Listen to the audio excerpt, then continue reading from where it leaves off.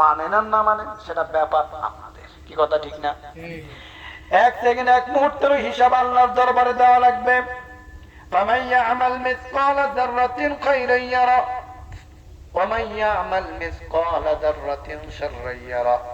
যাররা যাররা ভালো কাজ আর যাররা যাররা খারাপ কাজের হিসাব কে দিবে? জোরে বলে আল্লাহ। যদি যাররা যাররা ভালো কাজের হিসাব নেয়, খারাপ কাজের হিসাব নেয়, তাহলে কোন ধরনের আল্লাহর কথার মধ্যে ভুল আছে? মিথ্যা আছে? কথা হয় না? মিথ্যাও নাই, ভুলও নাই। যে যেই পাপ কাজ করুক, যে যে কাজ করুক, যাররা যার যদি হিসাব নেওয়া হবে, তাহলে ছাড় দেওয়া হবে। এক একটা ডাক্তার দ্বারা যাইয়া ওষুধ আনবে, এমন ফাঁকি দেয়, ডাক্তার আমার ইঞ্জেকশন দেবে, একটু ব্যথার কথা কমে, বলে বেশি একটা ব্যথা নাই, আমার একটা প্যারাসিটামল দিলেই হইবে। কি দিলে হইবে? প্যারাসিটামল। বলেন উনি কি ডাক্তারের ঠক দিছে না নিজে ঠকছে? জোরে কয় না? নিজে ঠকছে না?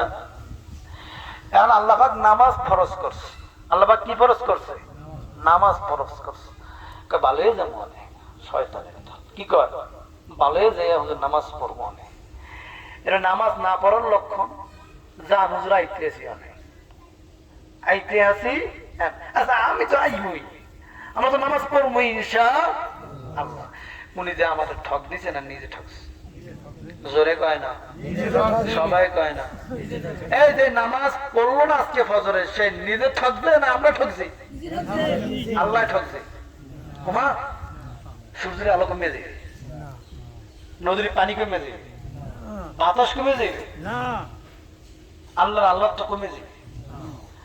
আল্লাহ বলেন গোটা পৃথিবীর মানুষ কেন পূর্ব থেকে পশ্চিম পর্যন্ত যত মানুষ পিছনে আসছে, সবাই মিললে যদি মিছিল করে আল্লাহকে আল্লাহ হিসাবে মানি না, এতে আমার আল্লাহ রাজত্বের কোন দিকে কমতি হবে না। আর গোটা পৃথিবীর মানুষ একইভাবে যদি আল্লাহ ইবাদত করতে শুরু করে, আল্লাহর রাজত্বের কোন দিক দিয়ে বেড়ে যাবে না।